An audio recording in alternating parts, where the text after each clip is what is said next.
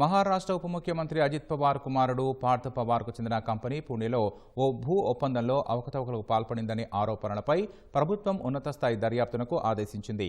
1800 కోట్ల విలువైన ప్రభుత్వ భూమిని పార్థ్ పవార్కు చెందిన అమేడియా ఎంటర్ప్రైజెస్కు 300 కోట్లకే విక్రయించినట్లు విపక్షాలు ఆరోపించాయి. ఈ వ్యవహారంపై న్యాయ విచారణ చేపట్టాలని డిమాండ్ చేశాయి. వెంటనే మహారాష్ట్ర ముఖ్యమంత్రి దేవేంద్ర ఫడ్నవీస్ సంబంధిత విభాగాల నుంచి సమాచారం తెప్పించుకొని ఉన్నతాధికారులతో చర్చించారు.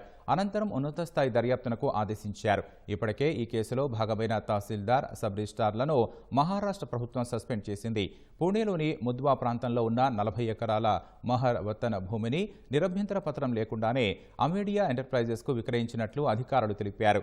అది ప్రభుత్వ భూమి అని, దాన్ని ప్రభుత్వేతర సంస్థలకు విక్రయించడానికి వీల్లేదని వివరించారు. మరోవైపు వివాదాస్పద భూ ఒప్పందంతో తనకు ఎలాంటి సంబంధం లేదని ఉప ముఖ్యమంత్రి అజిత్ పవార్ తెలిపారు.